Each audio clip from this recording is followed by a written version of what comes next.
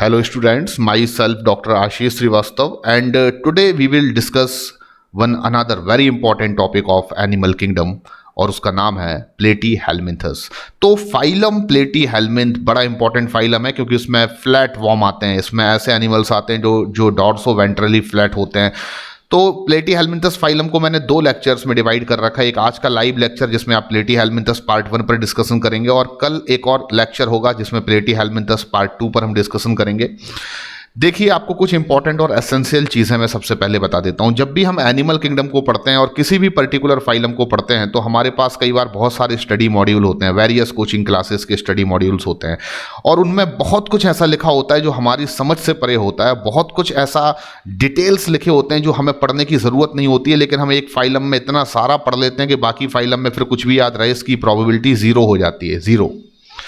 तो मेरी आपसे रिक्वेस्ट है क्योंकि मैं एक्सपर्ट हूँ, सब्जेक्ट एक्सपर्ट हूँ, मैं जानता हूँ क्या चीज़ें आपके लिए ज़रूरी हैं, क्या चीज़ें आपके लिए बिल्कुल भी ज़रूरी नहीं है।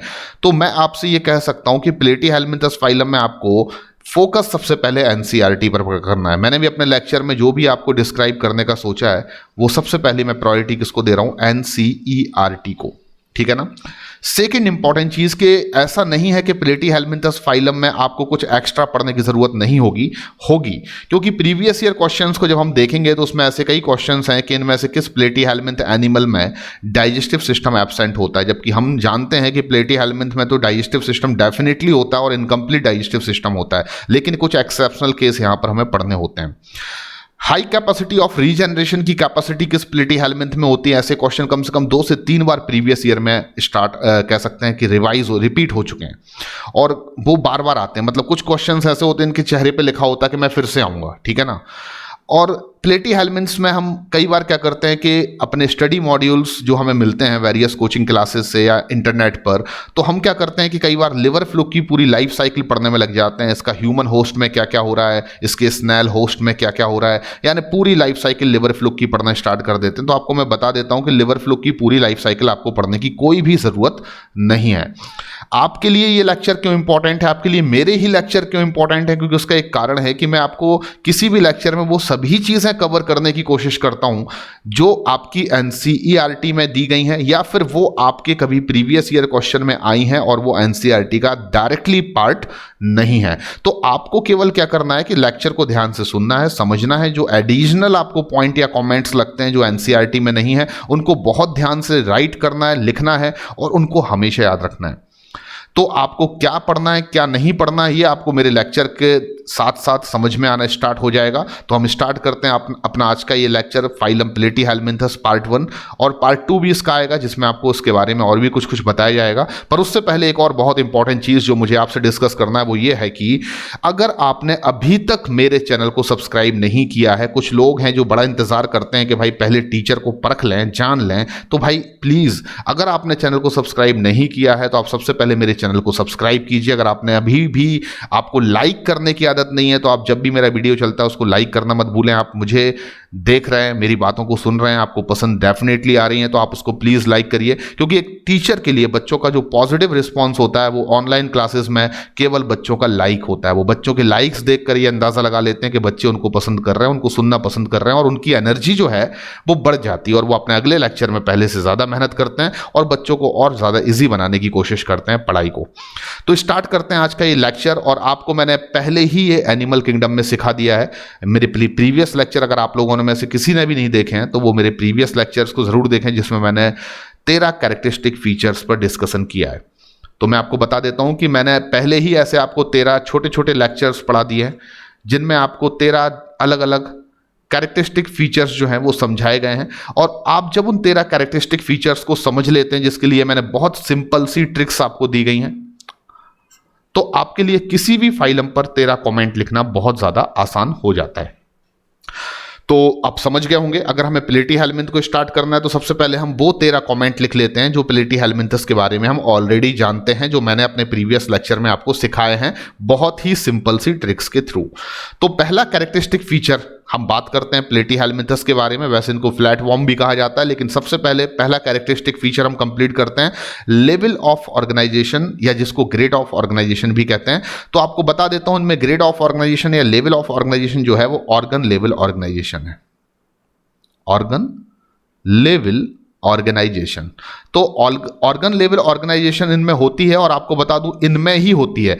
वन एंड ओनली जिस फाइलम में ऑर्गन लेवल ऑर्गेनाइजेशन है वो है आपका प्लेटीहेल्मिन्थस, क्योंकि उनसे पहले जो फाइलम आते हैं लाइक सिलेंट्रेटा, टिनोफोरा, उनमें टिश्यू लेवल ऑर्गेनाइजेशन है। फर्स्ट फाइलम जो है आपका पोरीफेरा, उसमें सेल्यूलर लेवल ऑर्गेनाइजेशन है। और जैसे ही प्लेटीहेल्मिन्थस के आगे बढ़ते हम फ्रॉम द एस्केलमिन्थस टू कॉर्डेटा, वहां पर आपको ऑर्गेनाइजेशन क्या देखने को मिलेगा, ऑर्गन सिस्टम लेवल ऑर्गेनाइजेशन। तो आप याद रखिए कि हमारे जो प्लेटीहेल्मिन्थ फाइलम है उनमें लेवल ऑफ ऑर्गेनाइजेशन जो होता है वो ऑर्गन लेवल ऑर्गेनाइजेशन होता है। ये आपको याद रखना है और ऑलरेडी आपको ये चीज पता है। अगली हम बात करते हैं नेक्स्ट इंपॉर्टेंट कैरेक्टरिस्टिक फीचर पर, और हमारा नेक्स्ट इंपॉर्टेंट कैरेक्टरिस्टिक फीचर जो है वो है बॉडी सिमेट्री। तो बॉडी सिमेट्री के बेसिस पर ये कैसे होते हैं तो आपको पता होना चाहिए, ये बाइलेटरल होते हैं, ठीक है ना। बाइलेटरल सिमेट्री इनमें देखने को मिलती है, और आपको बता दूं कि बाइलेटरल सिमेट्री जो है वो और किन एनिमल फाइलम में आपको देखने को मिलेगी। तो मैं आपको बता दूं कि प्लेटीहेल्मिन्थस से ये परंपरा स्टार्ट होती है बाइलेटरल की, और वो कॉर्डेटा तक चलती है। बस बीच में एक एक्सेप्शनल केस आता है, वो होता है आपका एकाइनोडर्मेटा का एडल्ट। तो बाइलेटरल बॉडी सिमेट्री प्लेटीहेल्मिन्थ के पास भी है, और प्लेटीहेल्मिन्थ से आगे जितने भी फाइलम है सभी के पास बाइलेटरल बॉडी सिमेट्री है। एक्सेप्शनल एक ही केस आता है बीच में, एकाइनोडर्मेटा का एडल्ट फॉर्म। एडल्ट एकाइनोडर्मेटा में आप देखेंगे रेडियल बॉडी सिमेट्री होती है, अदरवाइज जितने भी और फाइलम और उनके एनिमल्स उनमें बाइलेटरल बॉडी सिमेट्री देखने को मिलेगी फ्रॉम प्लेटीहेल्मिन्थस टू कॉर्डेटा, ठीक है ना। चलिए आगे बढ़ते हैं। Pattern of digestive system. Pattern of digestive system की जब बात होती है तो हम सभी जानते हैं कि इनमें इनकम्प्लीट डाइजेस्टिव सिस्टम पाया जाएगा। इनमें इनकम्प्लीट डाइजेस्टिव सिस्टम पाया जाएगा। एंड क्या इसकी स्पेसिफिसिटी होती है कि इनमें एक सिंगल ओपनिंग आपको देखने को मिलेगी, यानी इनके डाइजेस्टिव सिस्टम में केवल एक सिंगल ओपनिंग होगी, और वो दोनों की तरह काम करेगी, माउथ की तरह भी काम करेगी और एनस की तरह भी काम करेगी। और मैंने आपको बताया है, आपको याद होना जरूरी है, होना चाहिए, कि जब भी किसी एनिमल के पास डाइजेस्टिव सिस्टम होता है तो उसमें डाइजेशन जो होता है वो दोनों प्रकार का होगा ही, यानी इंट्रासेलुलर भी होगा एंड एक्स्ट्रा सेलुलर भी होगा। तो ये भी आपको यहां पर याद रखना पड़ेगा कि अगर डाइजेस्टिव सिस्टम प्रेजेंट है तो डाइजेशन इंट्रासेलुलर भी होता है और डाइजेशन जो है वो एक्स्ट्रा सेलुलर भी होता है। अगला कैरेक्टरिस्टिक फीचर मैं ले लेता हूं पैटर्न ऑफ सर्कुलेटरी सिस्टम। और पैटर्न ऑफ सर्कुलेटरी सिस्टम के बेसिस पर मैं आपसे बात करूं तो हम सभी जानते हैं कि इनमें एब्सेंट होता है। तो सर्कुलेटरी सिस्टम इनमें एब्सेंट होता है, क्योंकि सर्कुलेटरी सिस्टम आपको शुरुआती फाइलम्स में एब्सेंट देखने को मिलेगा। कहां से कहां तक, पोरीफेरा से लेकर आपको एस्केलमिन्थस तक सर्कुलेटरी सिस्टम देखने को नहीं मिलेगा। सर्कुलेटरी सिस्टम की प्रेजेंस स्टार्ट होती है फ्रॉम एनिलिडा टू कॉर्डेटा। और ये सब मैं कैसे आपको बताता जा रहा हूं, ये आपको भी आता है क्योंकि आपने मेरे 13 उन लेक्चर्स को देखा है जो 13 कैरेक्टरिस्टिक फीचर आपको सिखाते हैं। चौथा नंबर का कैरेक्टरिस्टिक फीचर मैं आपके सामने रख रहा हूं और वो है आपका पैटर्न ऑफ रिप्रोडक्टिव सिस्टम। तो मैं आपको बता दूं कि इनमें रिप्रोडक्शन जो है वो दोनों प्रकार का होता है, एसेक्सुअल एंड सेक्सुअली बोथ। कुछ एनिमल ऐसे हैं प्लेटीहेल्मिन्थस फाइलम में जो एसेक्सुअल रिप्रोडक्शन करते हैं, और कुछ एनिमल्स प्लेटीहेल्मिन्थ फाइलम में ऐसे हैं जो कि सेक्सुअल रिप्रोडक्शन करते हैं। हमारा लिवर फ्लूक जो है वो सेक्सुअल रिप्रोडक्शन कर रहा है, और हमारा जो हम बात करेंगे आगे चलकर डुगेसिया के बारे में जिसको प्लेनेरिया बोलते हैं, जिसमें कि एसेक्सुअल रिप्रोडक्शन पाया जाता है। चलिए आगे बढ़ते हैं। नंबर ऑफ जर्म लेयर्स, तो हम सभी जानते हैं एम्ब्रियोनिक डेवलपमेंट के टाइम पर जर्म लेयर्स का फॉर्मेशन होता है, और अगर वो नंबर में 2 हैं तो हम उन एनिमल्स को डिप्लोब्लास्टिक एनिमल कहते हैं, और अगर वो नंबर में 3 हैं तो हम उनको ट्रिप्लोब्लास्टिक एनिमल्स कहते हैं। तो नंबर ऑफ जर्म लेयर्स कितनी है प्लेटीहेल्मिन्थस के पास, तो मैं आपको याद करा देता हूं, ये on the basis of number of germ layers they are triploblastic animal. इनके पास 3 जर्म लेयर्स होती हैं, ectoderm outermost, endoderm innermost, और उनके बीच में होती है मेसोडर्म। और आपको बता दूं कि आप जब एनसीईआरटी में ट्रिप्लोब्लास्टिक एनिमल्स को देखेंगे तो आप इस तरीके से 3 जर्म लेयर्स उनके अंदर देखते हैं, और उनमें किसी भी टाइप का अगर सीलोम आपको नहीं दिख रहा है तो डेफिनेटली वो जो स्ट्रक्चर है वो प्लेटीहेल्मिन्थस को डिफाइन करेगा। क्योंकि आपको आगे मैं ये भी बता देता हूं कि प्लेटीहेल्मिन्थस एक ऐसा फाइलम भी है जो कि ट्रिप्लोब्लास्टिक होने के साथ साथ एसीलोमेट होता है, यानी कि नेचर ऑफ सीलोम या बॉडी कैविटी की हम बात करें तो ये एसीलोमेट होते हैं, यानी इनमें सीलोम या बॉडी कैविटी प्रेजेंट नहीं होती। तो अगर आपके सामने कभी कोई एक डायग्राम आता है जो एनसीईआरटी बना हुआ है लाइक दिस, कि ये गट होल है, ठीक है ना, इसके आउटर पर ये मान लीजिए रेड कलर से जो मैं बना रहा हूं इसको आप मान लीजिए ये एंडोडर्म है, जर्म लेयर। और उसके बाद बीच में बना रहा हूं जो मैं, उसको मान लीजिए कि आप ये पर्पल कलर से मैं दिखा रहा हूं, ये मान लीजिए आप मीजोडर्म है, ठीक है ना। और सबसे आखिरी में जो आपको दिखी रही है जो एक जर्म लेयर्स बच रही है, उसको मैं नाम दे देता हूं कि ये एक्टोडर्म है। तो अगर मान लीजिए आपके सामने कभी कोई ऐसा डायग्राम दिया जाता है जिसमें आपको 3 जर्म लेयर्स बिल्कुल स्पष्ट दिख रही हैं, आउटर मोस्ट एक्टोडर्म, बीच में आपको दिख रही है मीजोडर्म, और अंदर आपको दिख रही है एंडोडर्म, और आपसे पूछा जाता है कि ये डायग्राम किस एनिमल फाइलम को रिप्रेजेंट कर रहा है, तो आप ये नहीं सोचेंगे कि ये ट्रिप्लोब्लास्ट है। तो ट्रिप्लोब्लास्ट तो बहुत सारे फाइलम होते हैं भाई, प्लेटीहेलमिन्थस से लेकर कॉर्डेटा तक सभी ट्रिप्लोब्लास्टिक एनिमल्स हैं, ठीक है ना। प्लेटीहेलमिन्थस से लेकर कॉर्डेटा तक सभी एनिमल्स क्या हैं, ट्रिप्लोब्लास्टिक हैं। तो अब ये मतलब तो नहीं होगा कि सभी एनिमल्स ट्रिप्लोब्लास्टिक हैं तो फिर ये डायग्राम किसी पर्टिकुलर फाइलम को रिप्रेजेंट कैसे कर सकता है। तो आप इसमें एक इंपॉर्टेंट चीज ये देखेंगे कि अंदर कोई बॉडी कैविटी नहीं दिखाई जा रही, यानी कि no body cavity, no coelom. और अगर कोई बॉडी कैविटी या कोई सीलोम अंदर नहीं है तो हम कह सकते हैं कि हम इस डायग्राम को कैसे रिप्रेजेंट करेंगे। तो इसको मैं बोलूंगा it is triploblastic acoelomate. 2 character को मैंने एक साथ जोड़ दिया, ट्रिप्लोब्लास्टिक एसिलोमेट। तो triploblastic acoelomate one and only phylum, केवल एक ही फाइलम है पूरे एनिमल किंगडम में, पूरे जंतु जगत में जो ट्रिप्लोब्लास्टिक एसिलोमेट है, दैट इज द प्लेटीहेलमिन्थ। तो प्लेटीहेलमिन्थ वन एंड ओनली फाइलम जो कि ट्रिप्लोब्लास्टिक एसिलोमेट है, क्योंकि अगर आप इससे पहले के फाइलम देखेंगे तो वो डिप्लोब्लास्टिक है, एसिलोमेट जरूर है पर वो डिप्लोब्लास्ट है, लाइक सीलेंट्रेटा, टीनोफोरा। और अगर आप प्लेटीहेलमिन्थस के बाद के फाइलम देखेंगे यानी कि एस्केलमिन्थस से लेकर कॉर्डेटा तक, तो आप देखेंगे वो ट्रिप्लोब्लास्टिक है लेकिन वो यूसिलोमेट है या स्यूडोसिलोमेट है, यानी कि एसिलोमेट तो नहीं है। जैसे कि एस्केलमिन्थस स्यूडोसिलोमेट है, एस्केलमिन्थस के बाद एनिलीड से लेकर कॉर्डेटा तक बात करें तो हम वो सिलोमेट हैं। तो ultimately one and only phylum which is triploblastic acoelomate, तो आपका आंसर होगा प्लेटीहेलमिन्थ। तो ये इनका एक बहुत ज्यादा इंपॉर्टेंट कैरेक्टरिस्टिक फीचर है, क्योंकि यहां 2 कैरेक्टर को आपने एक कर दिया, एक नंबर ऑफ जर्म लेयर्स, दूसरा नेचर ऑफ सीलोम, और उसके बेसिस पर आपने इनको एक्सक्लूसिवली डिफाइन कर दिया कि they are triploblastic acoelomate animal. और अकेला अगर आपको बोल दिया जाए ट्रिप्लोब्लास्टिक एसिलोमेट एनिमल कौन है तो आपका आंसर होगा प्लेटीहेलमिन्थस। ठीक है, आगे बढ़ते हैं। 8वें नंबर पर हमारा जो कैरेक्टरिस्टिक फीचर है वो है प्रेजेंस और एब्सेंस ऑफ सेगमेंटेशन। तो मैं आपको एकदम स्पष्ट कर देता हूं कि ट्रू सेगमेंटेशन की जब बात होती है,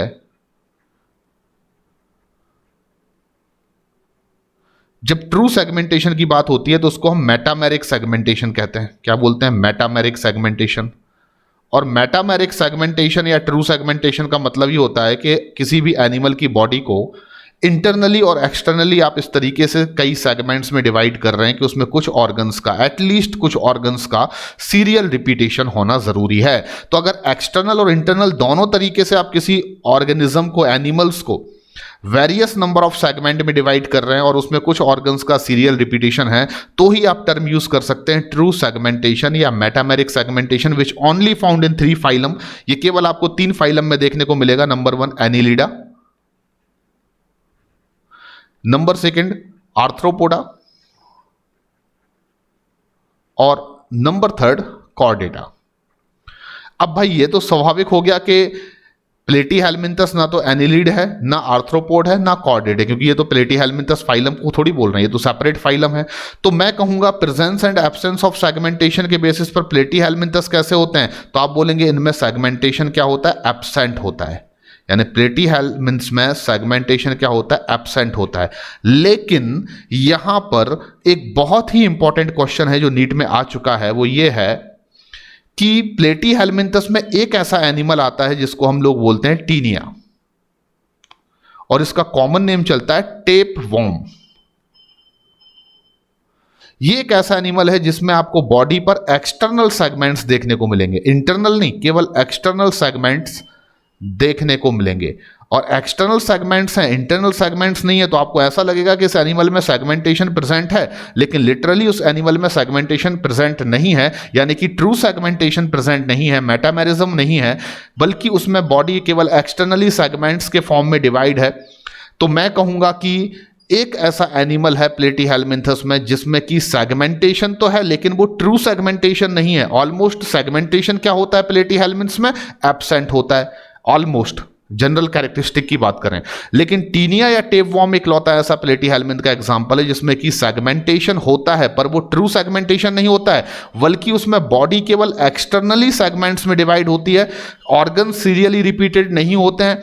तो मैं ऐसे सेगमेंटेशन को नया नाम देता हूं स्यूडो सेगमेंटेशन। क्या नाम दिया मैंने? Pseudo segmentation. यानी कि स्यूडो का मतलब क्या होता है, तो हम सभी जानते हैं स्यूडो मतलब होता है फॉल्स, असत्य। तो असत्य प्रकार का सेगमेंटेशन या फॉल्स सेगमेंटेशन या pseudo segmentation only found in Taenia और tapeworm which is the member of Platyhelminth. तो प्लेटीहेल्मिंथ फाइलम में एक ऐसा मेंबर आपको याद रखना जिसमें स्यूडो सेगमेंटेशन पाया जाता है, वो है टीनिया या टेपवॉर्म। और इसमें जो सेगमेंटेशन है वो ट्रू क्यों नहीं है, वो मेटामेरिक क्यों नहीं है? क्योंकि ऑर्गन्स जो हैं उनका सीरियल रिपीटेशन नहीं हो रहा है in each and every segments. And second reason is that कि जो सेगमेंटेशन है वो एक्सटर्नली बॉडी में दिख रहा है, इंटरनली बॉडी सेगमेंटेड नहीं है, जैसे कि अर्थवॉर्म में होती है। ठीक है ना? तो ये चीज आपको यहां पर याद रखना है। Presence and absence of notochord को लेकर अगर हम डिस्कशन करें, presence and absence of notochord को लेकर अगर मैं डिस्कशन करूं, तो मैं कहूंगा नोटोकॉर्ड इनमें क्या होती है? एब्सेंट, बिकॉज के notochord is the exclusive characteristic feature of Chordata. Monoecious and dioecious sex को लेकर अगर मैं डिस्कशन करूं, तो मैं कहूंगा कि इनमें सेक्स मोनोसियस है या डायोसियस। तो मैंने आपको ट्रिक दे रखी है पीसी पीसी। पीसी में एक पी मतलब पोरीफेरा, एक पी मतलब प्लेटीहेल्मिंथस, एक सी का मतलब सिलेंट्रेटा और दूसरे सी का मतलब टीनोफोरा। ये सभी वो फाइलम है जिनमें sexes are not separated because they are monoecious animal. तो मैं कहूंगा कि प्लेटीहेल्मिंथस भी कैसे एनिमल्स हैं? तो आप कहेंगे कि वो मोनोसियस एनिमल है, यानी कि उनमें sexes are not separated, sexes are not separated. अगला कैरेक्टरिस्टिक फीचर लेते हैं बॉडी प्लान। बॉडी प्लान के बेसिस पर ये कैसे होंगे? तो जिन भी एनिमल्स में डाइजेस्टिव सिस्टम इनकम्प्लीट है, incomplete digestive system, IDS, incomplete digestive system जिन भी एनिमल्स में होता है उनका बॉडी प्लान हमेशा ब्लाइंड सैक होता है। और ये आपको मालूम है, और आपको नहीं मालूम है तो आपके लिए मुझे पुराने लेक्चर्स देखने होंगे। तो प्रीवियस लेक्चर्स में मैंने आपको 13 कैरेक्टरिस्टिक फीचर्स जो सिखाए, वहां पर जाकर आप बॉडी प्लान का लेक्चर लगा सकते हैं और आप सीख सकते हैं कि सभी डिफरेंट फाइलम के एनिमल्स में बॉडी प्लान कैसा होगा। अगला कैरेक्टरिस्टिक फीचर हम पकड़ते हैं वो है types of fertilisation. Types of fertilisation के बेसिस पर अगर हम बात करें तो इनमें फर्टिलाइजेशन जो है वो इंटरनल होता है। और मैंने आपको सिखाया है कि फर्टिलाइजेशन दो टाइप का हो सकता है, इंटरनल या एक्सटर्नल। कुछ फाइलम ऐसे हैं जिनमें प्योरली एक्सटर्नल फर्टिलाइजेशन होता है। तो वो कौन से फाइलम है जिनमें प्योरली एक्सटर्नल फर्टिलाइजेशन होता है? तो आपको याद होना चाहिए एक्सटर्नल एग्जाम के बाद कॉन्फिडेंटली कंटिन्यू हायर एजुकेशन। तो कॉन्फिडेंटली का मतलब क्या था? सिलेंट्रेटा। कंटिन्यू का मतलब क्या था? टीनोफोरा। हायर एजुकेशन में हायर का मतलब हेमिकॉर्डेटा है ना, और एजुकेशन का मतलब क्या था? इकाइनोडर्मेटा। तो सिलेंट्रेटा, टीनोफोरा, हेमिकॉर्डेटा, इकाइनोडर्मेटा, ये वो फाइलम है जिनमें प्योरली एक्सटर्नल फर्टिलाइजेशन होता है। कुछ फाइलम ऐसे होते हैं जिनमें एक्सटर्नल एंड इंटरनल बोथ होता है, यानी दोनों टाइप का फर्टिलाइजेशन होता है। तो आपको याद रखना बहुत आसान है, Anil is external and internal चोर। तो वहां पर एनिलीड्स आता है एंड चोर मतलब क्या आता है? कॉर्डेटा।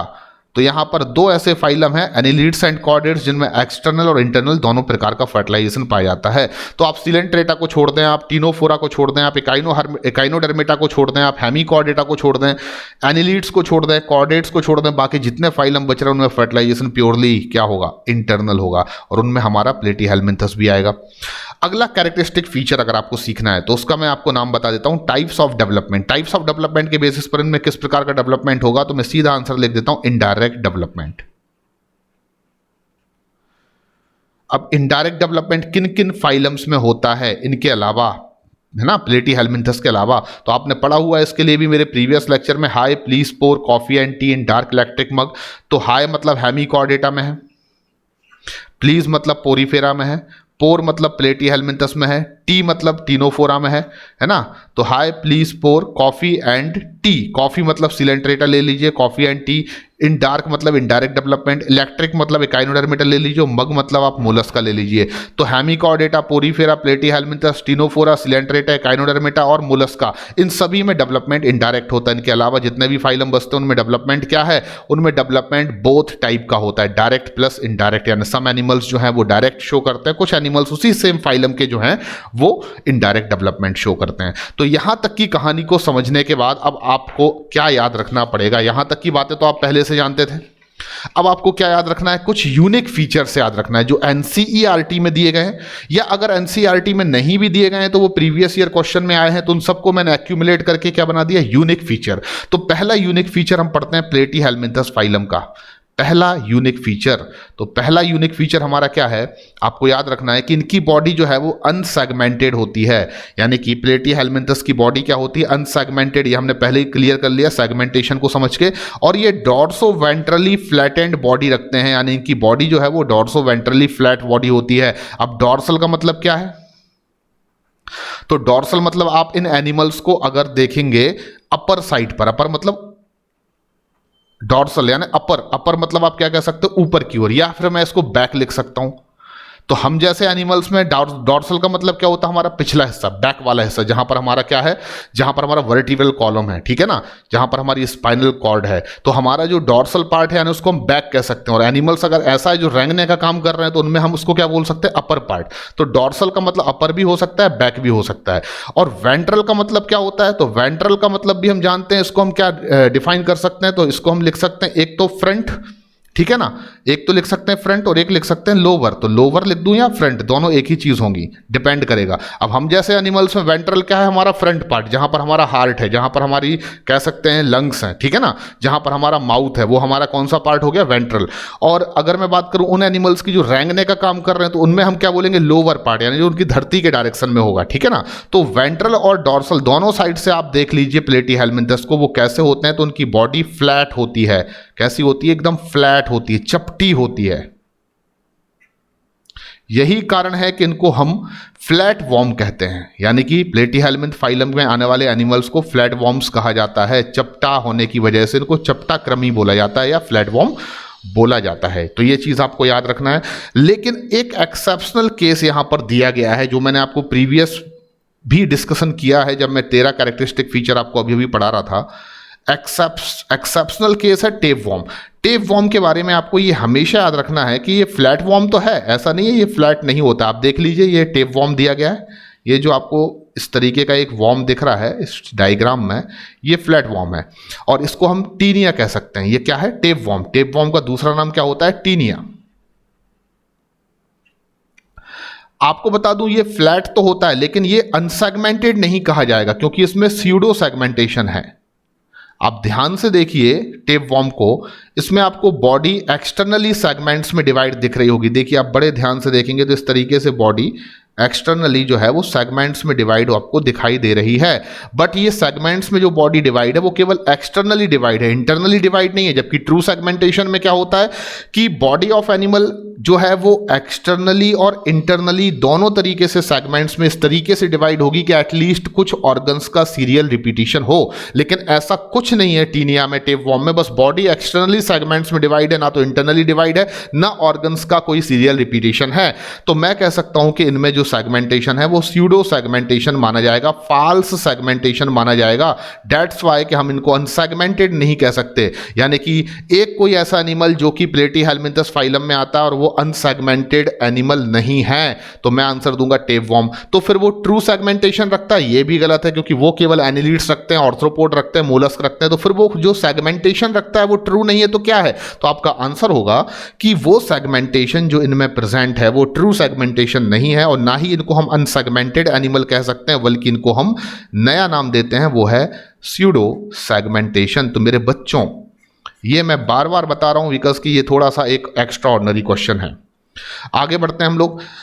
आगे की बात हम करें तो दूसरा यूनिक कैरेक्टरिस्टिक फीचर को लेकर अगर मैं बात करूं तो आपको याद रखना है कि जो भी एनिमल्स प्लेटीहेल्मिन्थ फाइलम में आते हैं mostly they are endoparasite. Mostly endoparasite. Endoparasite क्या होते हैं? एक्टोपैरासाइट क्या होते हैं?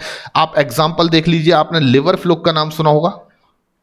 अब लिवर फ्लूक एक प्लेटीहेल्मिन्थ का एग्जांपल है जिसको फेशियोला भी कहा जाता है, और ये हमारे जो लिवर होता है उसके सरफेस पर या उसके अंदर अपनी क्या करते हैं? ग्रोथ करते हैं। तो लिवर फ्लूक जो है बेसिकली वो आपको लिवर में ग्रोथ करते हुए दिखाई देंगे, यानी कि वो हमारी बॉडी के किस ऑर्गन्स को अफेक्टेड करते हैं, कहाँ से न्यूट्रिशन ऑब्टेन करते हैं, फ्रॉम द लिवर। तो मैं कह सकता हूं कि हमारी बॉडी में लिवर कहाँ प्रेजेंट है, बॉडी के अंदर। तो मैं कह सकता हूं कि लिवर फ्लूक एक एंडो पैरासाइट है, ठीक है ना। अब अगर कोई भी पैरासाइट हमारी बॉडी के आउटर सरफेस पर चिपककर हमारी बॉडी से न्यूट्रिएंट को अपटेक कर रहा है, ऑब्टेन कर रहा है या खून चूस रहा है, तो हम उसको नाम दे सकते हैं एक्टो पैरासाइट। तो एंडो और एक्टो दो शब्द होते हैं।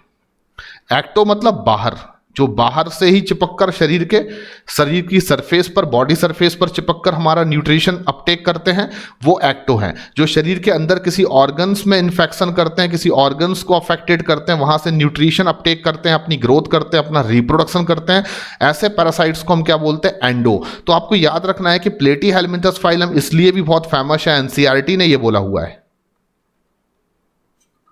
कि मोस्टली जो इस फाइलम में आने वाले एनिमल्स हैं वो एंडो पैरासाइट्स हैं, मोस्टली एंडो पैरासाइट्स हैं, ठीक है ना। तो एनसीईआरटी ने कई जगह पर ये एकदम क्लियर कट डिस्कशन किया है कि they are ectoparasites, they are endoparasites. तो प्लेटीहेलमिंथस में याद रखिए mostly they are endoparasites. आपको बता दूं कि क्योंकि ये पैरासाइट हैं, एटलीस्ट एंडो हो या एक्टो हो, पर ये क्योंकि पैरासाइट हैं तो मैं कह सकता हूं इनके पास पैरासिटिक ऑर्गन्स भी होते हैं। हुक एंड सकर जो है वो पैरासिटिक ऑर्गन्स हैं। तो जो भी ऐसे एनिमल्स हैं प्लेटीहेलमिंथ फाइलम में जो पैरासिटिक हैं, भले ही वो एक्टो हो या एंडो हो, क्योंकि मोस्टली तो एंडो पैरासिटिक हैं, ये एनसीईआरटी ने बोल दिया है। इसका मतलब कुछ ऐसे भी हो सकते हैं, some are ectoparasitic and some are free living. तो ऐसा नहीं है कि 100% प्लेटीहेलमिंथ्स जो है वो पैरासिटिक होंगे, कुछ पैरासिटिक हैं और कुछ पैरासिटिक नहीं भी हैं, पर मोस्टली जो एनिमल्स हैं वो एंडो पैरासाइट हैं। जो कुछ हैं वो या तो एक्टो पैरासाइट है या फिर वो फ्री लिविंग है, और हर प्रकार का एग्जांपल अवेलेबल है। आप देखिए लिवर फ्लूक एक एंडो पैरासाइट है, ठीक है ना, लिवर फ्लूक एक एंडो पैरासाइट है। आप टीनिया या टेपवॉर्म की बात करें जो प्लेटीहेलमिंथ्स का एग्जांपल है, तो आप बोलेंगे वो हमारी स्मॉल इंटेस्टाइन के इलियम पार्ट में अपनी ग्रोथ करता है, that is also endo parasite. लेकिन अगर आप बात करें कि डुगेसिया प्लेनेरिया की बात करें तो दैट इज फ्री लिविंग, वो फ्रेश वाटर में प्रेजेंट होता है, पाया जाता है, कभी वो पैरासिटिक फॉर्म में नहीं रहता है। तो मैं कह सकता हूं कि या तो ये एक्टो पैरासाइट हो सकते हैं या एंडो हो सकते हैं, पर mostly they are endoparasite, some are endo, some are ectoparasites and some are free living. तो एक मेजोरिटी जो है, यानी कि आप ऐसे समझ लीजिए कि 100% एनिमल्स में से 80% एनिमल्स तो प्योरली एंडो पैरासाइट हैं। अब बाकी जो 20% बच रहे हैं वो या तो एक्टो होंगे और उन्हीं में क्या इन्वॉल्व होंगे, फ्री लिविंग। तो ये कंसेप्ट आपको यहां पर क्लियर कट रखना है। तो मैं अपने मन से नहीं बोल रहा हूं कि some animals are ectoparasite, mostly endoparasite, some animals are free living और एक्टो पैरासाइट्स। ये एनसीईआरटी में दिया गया है इनडायरेक्टली, क्योंकि लिखा हुआ है सम ऑफ देम, उनमें से कुछ ऐसे एनिमल्स भी हैं प्लेटीहेलमिंथ्स में जो होस्ट से डायरेक्टली करते हैं अपना न्यूट्रिशन ऑब्टेन, यानी कि वो होस्ट की बॉडी सरफेस पर चिपक जाते हैं और उनसे डायरेक्टली न्यूट्रिएंट्स को क्या करते हैं, एब्जॉर्ब करते हैं। तो बॉडी सरफेस पर चिपकने का मतलब हुआ कि वो होस्ट के शरीर के बाहर बॉडी सरफेस पर चिपककर डायरेक्टली होस्ट से न्यूट्रिएंट को एब्जॉर्ब करते हैं। दैट मीन्स कि दे आर एक्टो पैरासाइट। तो यहां पर ये कंसेप्ट आपको बार बार समझाने की कोशिश कर रहा हूं, आपको याद रखना है, ठीक है ना। मोस्टली एंडो पैरासाइट्स, ये चीज आप बिल्कुल दिमाग में बैठा लें। बाकी जो थोड़े बहुत बच रहे हैं वो फ्री लिविंग भी है, उसमें कुछ ऐसे भी हैं 1 2 4 जो कि एक्टो पैरासाइट हो सकते हैं। अब आपको बता दूं कि अगर वो पैरासाइट हैं, एटलीस्ट अगर वो पैरासाइट हैं, तो पैरासिटिक ऑर्गन्स होना बहुत जरूरी है भाई। अगर कोई इंसान मजदूर है तो उसके पास वो टूल्स जरूर होंगे जिसकी मदद से वो मजदूरी कर सकता है, लाइक कि वो फावड़ा रखता होगा, है ना, वो कुल्हाड़ी रखता होगा, या अपने वो सभी टूल्स जो उसके मजदूरी के काम में उसको हेल्प करते हैं। सिमिलरली अगर कोई पैरासिटिक एनिमल है तो वो डेफिनेटली कुछ ऐसे ऑर्गन्स रखता होगा जो हेल्प करते होंगे उसकी एनिमल्स की सरफेस पर अटैचमेंट करने में और एनिमल से न्यूट्रिएंट्स को सक करने में। तो hook and suckers are parasitic organs of platyhelminths. जो प्लेटीहेलमिंथ फाइलम के एनिमल्स हैं, अगर वो पैरासिटिक हैं तो फिर वो अपने जो पैरासिटिक ऑर्गन्स रखेंगे, number 1 hook and number 1 sucker. अब आप सोच रहे होंगे हुक एंड सकर से वो कैसे यूज करते होंगे, तो देखिए आपको एक सिंपल सी इमेज के थ्रू मैं यहां पर समझा रहा हूं, ध्यान से देखेंगे आप। यहां पर आपको एक डायग्राम दिखाई दे रहा है, ठीक है ना, और इसमें आप ध्यान से देखेंगे कि ये ह्यूमन का स्मॉल इंटेस्टाइन है। ये ह्यूमन का क्या है? Small intestine. This is the small intestine. तो ये स्मॉल इंटेस्टाइन है और आप देख रहे हैं इसकी स्मॉल इंटेस्टाइन के ल्यूमेन में यानी अंदर जो कह सकते हैं स्पेस होता है, वहां पर किस तरीके से ये एक टीनिया टेपवर्म जो कि प्लेटीहेल्मिन्थस है, वो किस तरीके से ल्यूमेन की लाइनिंग पर अपने आप को अटैच किए हुए है। अटैच करने के लिए ये आप जो स्ट्रक्चर देख रहे हैं, ये स्ट्रक्चर ऊपर लिखता हूं मैं, ये हुक है। हुक का हेल्प से वो क्या करते हैं, किसी भी एनिमल की बॉडी में वो फेवरेबल साइट जहां पर वो अपनी ग्रोथ कर सकते हैं, जहां पर वो अपना रिप्रोडक्शन कर सकते हैं, उस फेवरेबल साइट पर हुक की हेल्प से वो क्या करते हैं, अपने आप को अटैच कर देते हैं। और उसके बाद उनके पास सकर्स लाइक स्ट्रक्चर्स होते हैं कुछ, जिनकी हेल्प से वो न्यूट्रिशंस को क्या करते हैं, एब्जॉर्ब करते हैं। तो जो पैरासिटिक ऑर्गन्स हैं hook and suckers, hook attachment में हेल्प करता है, होस्ट की बॉडी सरफेस से अटैचमेंट में हेल्प करता है, और जो सकर्स होते हैं वो एब्जॉर्ब करते हैं न्यूट्रिएंट्स को directly from the host surface. तो अब आप कह सकते हैं कि ये एक टीनिया है। ये जो एनिमल में दिखा रहा हूं that is the tapeworm. Tapeworm का ही नाम है टीनिया। और ये किस तरीके से small intestine specially ileum part में अपनी ग्रोथ करता है, बार बार ये चीज आपको हिंट कर रहा हूं कि टेपवर्म जो है वो एंडो पैरासाइट है और वो स्मॉल इंटेस्टाइन को अफेक्टेड करता है। ये चीज आपको बार बार बता रहा हूं। इनके पास हुक और सकर्स होते हैं, हुक से ये अटैचमेंट करते हैं और सकर्स की हेल्प से न्यूट्रिशन को डायरेक्टली एब्जॉर्ब करते हैं। तो अब आते हैं हम लोग यूनिक फीचर नंबर 3 पर। यूनिक फीचर नंबर 3 में हम बात करेंगे कि इनके पास हाईली स्पेशलाइज्ड फ्लेम सेल्स होती हैं। That is the very very very exclusive characteristic feature of platyhelminthes phylum. आपको हर फाइलम में कुछ ना कुछ ऐसा जरूर मिलेगा जो उनमें है और किसी में नहीं। जैसे कि मैंने बोला choanocyte cells, collar cells which only found in porifera help in intracellular digestion. फिर मैंने आपको बताया निमेटोसिस्ट जैसे कैप्सूल रखने वाली स्पेसिफिक सेल जो सीलेंट्रेट्स में या निडेरिया में प्रेजेंट होती हैं, जिनको आप निडोब्लास्ट सेल्स कहते हैं, विच present on the surface of tentacles, और वो हेल्प करती हैं एनकरेजमेंट में, एनकरेज यानी चिपकने में हेल्प कर सकती हैं। वो हेल्प करती हैं डिफेंस में, वो हेल्प करती हैं प्रे को कैप्चर करने में। उनके अंदर निमेटोसिस्ट एक कैप्सूल होता है जिसमें हिप्नोटॉक्सिन भरा होता है, जिससे वो अपने प्रे को क्या कर सकते हैं, किल कर सकते हैं। तो अल्टीमेटली हर एक फाइलम में अपनी यूनिक कैरेक्टरिस्टिक प्रॉपर्टी होती है। हम टीनोफोरा पर जब आते हैं, बात करते हैं, तो टीनोफोरा में भी आपको कुछ कैरेक्टरिस्टिक प्रॉपर्टी मिलती है कि उनके पास 8 मीडियन कॉम्ब प्लेट्स होती हैं, उनके पास टेंटाकल्स हो भी सकते हैं, उनके पास टेंटाकल्स नहीं भी हो सकते हैं। If tentacles are present then number of tentacles are 2 only in ctenophora, ठीक है ना। और उनकी सरफेस पर एक सेल्स होती है जो वहां पर एक्सक्लूसिव कैरेक्टर बनती है, that is the colloblast cell, जिनको हम लासो सेल्स भी कहते हैं। तो यहां पर भी प्लेटीहेल्मिन्थस फाइलम के पास भी एक एक्स्ट्रा ऑर्डिनरी सेल है जो उनकी पहचान है। कभी भी ये क्वेश्चन आपसे पूछा जाएगा कि फ्लैम सेल इनमें से किस फाइलम में, किस एनिमल में प्रेजेंट होती हैं, तो आपको ऐसे एनिमल का सिलेक्शन करना पड़ेगा क्वेश्चन में जो प्लेटीहेल्मिन्थ फाइलम को बिलोंग करते हैं। और ऑप्शन में डेफिनेटली आपके पास 3 में से कोई एक ऑप्शन होगा, या तो टीनिया होंगे यानी कि टेपवर्म, या आपके पास डोगेसिया होगा जिसको कि प्लेनेरिया कहते हैं, या आपके पास लिवर फ्लूक होगा जिसको कि फेसियोला कहते हैं। तो अल्टीमेटली फ्लैम सेल इनकी कैरेक्टरिस्टिक सेल्स हैं। थोड़ा सा फ्लैम सेल्स के बारे में जानना जरूरी है क्योंकि इस पर क्वेश्चन आने की प्रोबेबिलिटी हमेशा रहती है। तो आप देख सकते हैं कि ये एक प्लेटीहेल्मिन्थ एनिमल का मैंने एग्जाम्पल लिया है। आप देखेंगे इनकी पूरी बॉडी की सरफेस के जस्ट अंदर यानी कि उनकी एपिडर्मस जो स्किन है उसके अंदर आप देखेंगे पूरे में ये फ्लेम सेल्स फैली हुई हैं। ये पूरे में आपको येलो कलर से जो दिख रही हैं वो क्या है, फ्लेम सेल्स। एक सेल को मैं लार्ज करके आपको दिखा रहा हूं, एक किसी सिंगल फ्लेम सेल्स को इनलार्ज करके हम आपको दिखा रहे हैं। आप देखेंगे कि जो फ्लेम सेल्स होती हैं वो शेप में हमेशा इर्रेगुलर होती हैं। कैसी होती हैं, इर्रेगुलर। तो ये इरेगुलर शेप की सेल्स हैं। आपको दूसरी इंपॉर्टेंट चीज बता दें कि send out into tissues by pseudopodia process. Send out into tissues, इन सेल्स की एक और खासियत है कि ये इरेगुलर सेल्स हैं। ये क्या करती हैं, send out into tissues via या वाय स्यूडोपोडियल प्रोसेस, स्यूडोपोडियल प्रोसेस, सॉरी हम यहां पर लिख सकते हैं, चलिए लिख देता हूं स्यूडोपोडियल प्रोसेस ही लिख सकता, कोई दिक्कत नहीं है। स्यूडोपोडियल प्रोसेस। अब ये स्यूडोपोडियल प्रोसेस क्या है तो आप कंफ्यूज मत हो, आपने स्यूडोपोडिया पढ़ा होगा।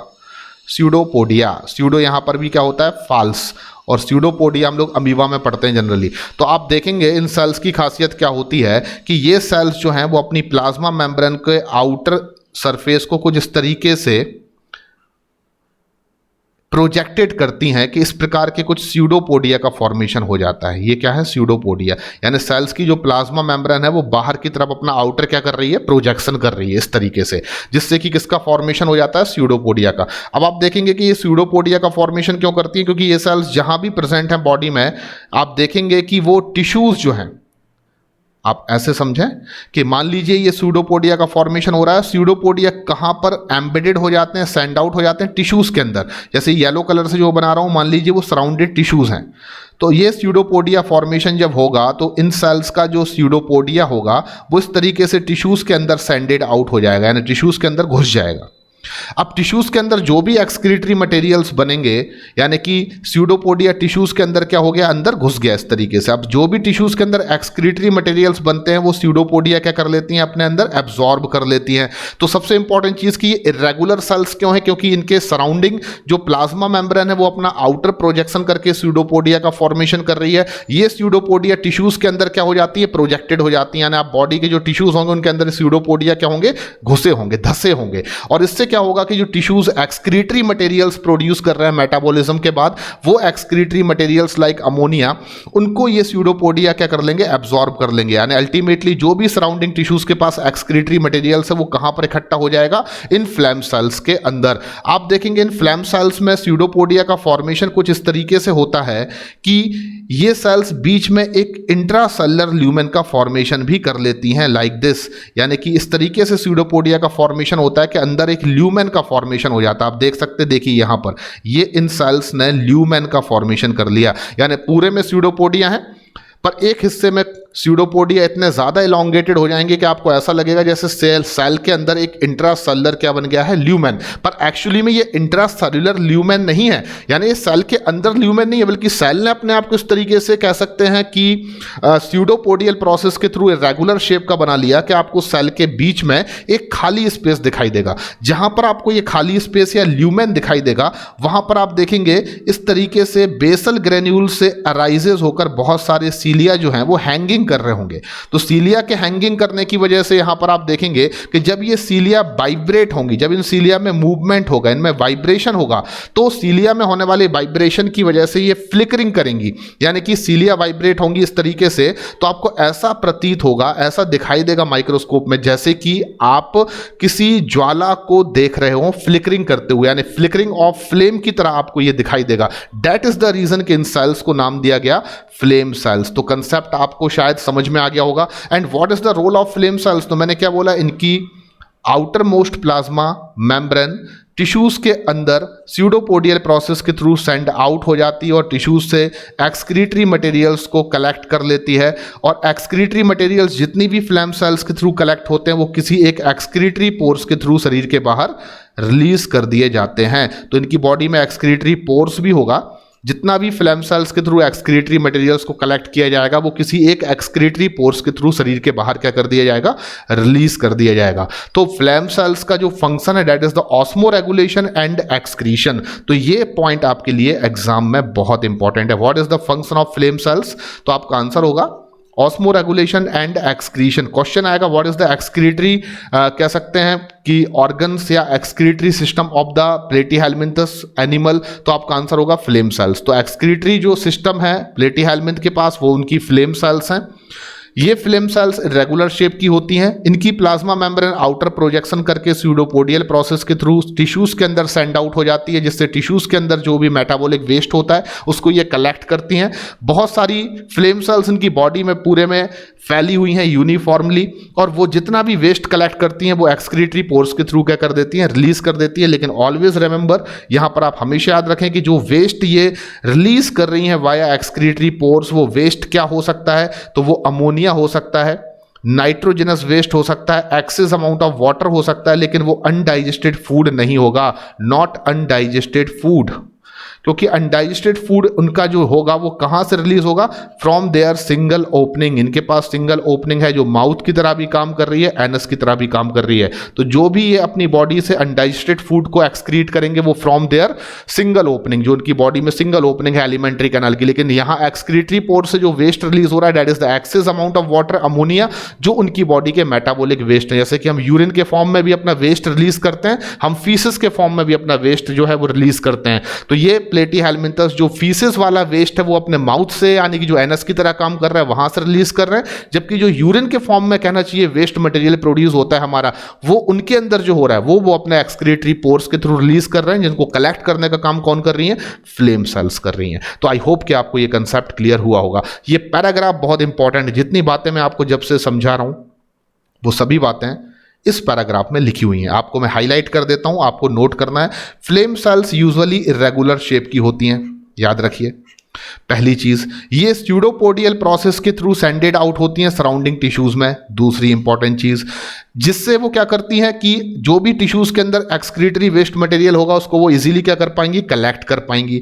ये इस तरीके से स्यूडोपोडिया का फॉर्मेशन या इरेगुलर शेप का फॉर्मेशन करती हैं कि एक इंट्रासेलुलर ल्यूमेन या कैविटी का फॉर्मेशन करता है, जिसमें कुछ नंबर ऑफ सीलिया हैंगिंग करती रहती हैं, लटकती रहती हैं, जो अराइज होती हैं फ्रॉम द बेसल ग्रैन्यूल्स। ये हम सभी जानते हैं कि ब्लीफेरोप्लास्ट या basal granules is the origin जहां से कि सीलिया इमर्ज होती है। हालांकि सीलिया के ओरिजिन के लिए जो ऑर्गेनल्स रिस्पॉन्सिबल है, फ्लैजिला के ओरिजिन के लिए यूकैरियोट्स में जो ऑर्गेनल्स रिस्पॉन्सिबल है दैट इज द सेंट्रोसोम, हमने पढ़ा हुआ है। एंड सेंट्रोसोम खुद क्या होता है, तो हम जानते हैं कि सेंट्रोसोम जो खुद है वो एक सेल्फ डुप्लीकेटिंग ऑर्गेनल्स है। तो हमेशा बेसल बॉडी जो होती है, बेसल ग्रैन्यूल्स होता है, उससे एक सीलिया क्या होती है, इमर्ज होती है। एंड बेसल ग्रैन्यूल्स का जो कह सकते हैं माइक्रोट्यूबुल ऑर्गेनाइजेशन होता है वो एग्जैक्टली कैसा होता है, सेंट्रोसोम की तरह होता है। सेंट्रोसोम में जो सेंट्रियोल होते हैं उनकी तरह होता है। तो ये आपको सेल बायोलॉजी में कंसेप्ट क्लियर होना बहुत ज़रूरी है। आपको याद रखना है कि सीलिया जब वाइब्रेट करती है, सीलिया में जब मूवमेंट होता है तो कुछ ऐसा प्रतीत होता है, कुछ ऐसा दिखाई देता है जैसे कि फ्लेम या ज्वाला जो है वो भभक रही हो, यानी फ्लिकरिंग ऑफ फ्लेम, ठीक है ना। और फ्लेम लाइक अपीयरेंस की वजह से इन सेल्स को हमने नाम दिया फ्लेम सेल्स। तो that is the very important कह सकते हैं कमेंट्स। तो ये बहुत इंपॉर्टेंट कमेंट्स हैं जो आपको याद रखना है। फ्लेम सेल्स इरेगुलर शेप की होती हैं, स्यूडोपोडियल प्रोसेस के थ्रू सराउंडिंग टिश्यूज में ये घुस जाती हैं, सेंड आउट हो जाती हैं, वेस्ट को वहां से कलेक्ट करती हैं। जितना भी वेस्ट ये कलेक्ट करती हैं वो किसी एक पोर्स के थ्रू रिलीज कर दिया जाता है outside the body, that is the excretory pores of platyhelminth animal. इनके पास स्यूडोपोडियल प्रोसेस की वजह से एक ल्यूमेन का फॉर्मेशन होता है, कैविटी का फॉर्मेशन होता है, इसको इंट्रासेल्युलर ल्यूमेन कहते हैं, जिसमें सीलिया हैंगिंग करती रहती हैं, जिनमें जब मूवमेंट या वाइब्रेशन होता है तो they look like the flickering of flame, that is the reason कि इनको हम फ्लेम सेल्स कहते हैं।